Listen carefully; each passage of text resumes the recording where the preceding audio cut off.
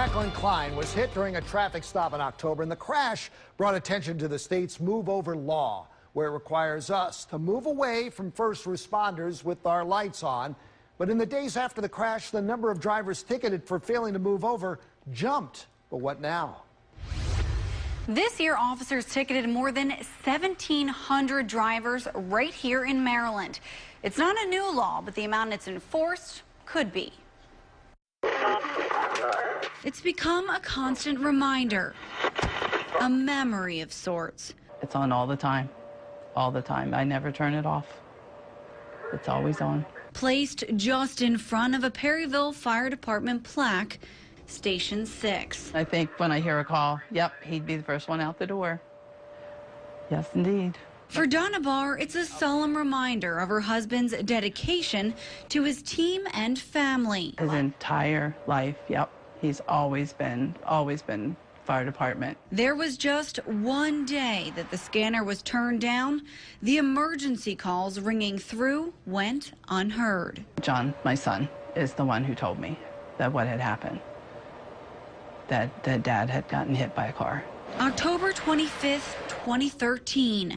64-year-old David Barr answered his last call. He came upon a crash, immediately pulling over to help. He signaled his flashers, set up flares, and stepped out to direct traffic away from first responders on scene. It wasn't enough. To know that they didn't see him, it just, how could you not? How could you not see? You saw the vehicle, but you didn't see him, and he was right there. It's very upsetting. A driver ran off the road, slamming into Barr. It was, I guess I was in shock. It was kind of, I wasn't sure of the extent of his injuries. I knew if he was going to a trauma center that it was probably bad, but he'd be okay. I just knew he'd be okay. It's a story told time and again. He was standing on the side of the road, conducting a traffic stop, and a tractor-trailer came down, sideswiped him. October 2010, the move-over law went into effect here in Maryland. They see a driver's license registration. You do realize you failed to move over when I was stopped on the side of the road back there, correct? I didn't realize. You're not aware of the new law, sir? Well, it's not a new law. Legislation requiring all drivers to merge or at least hit the brakes when they see emergency crews and flashing lights on the side of the road. And it's not just police officers. You have fire department. You have, emergency medical personnel. They're all out here on these highways and byways trying to do their jobs.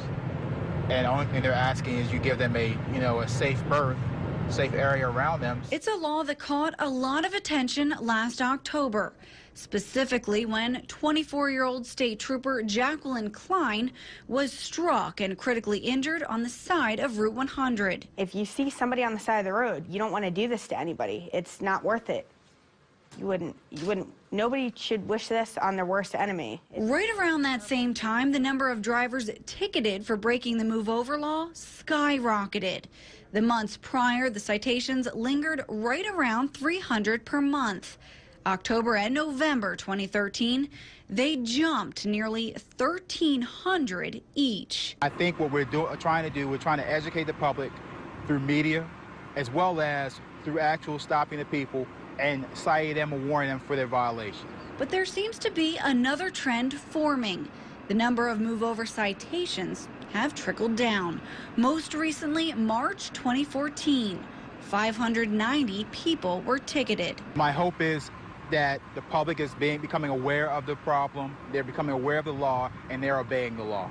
State police couldn't talk specifically to those numbers, but they say it's a realization of both law enforcement becoming aware along with drivers. Sir, issue a warning, okay? It's no points of fine involved, but please understand, when you see an emergency vehicle on the side of the road with the lights activated, either slow down or move over to the adjacent lane. It's safe.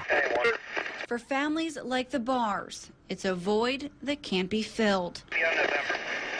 A void that perhaps could have been stopped by simply tapping the brakes. If his death can save someone else, then it was worth it. I'm sure he feels that way. He does.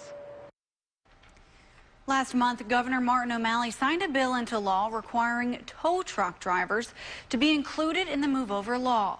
That goes into effect on October 1st. But when it comes to construction zones, right now the law does not require you to move over for highway workers. Protection for them did not make it into the bill. For more on that side of the story, log on to our website, abc2news.com/infocus.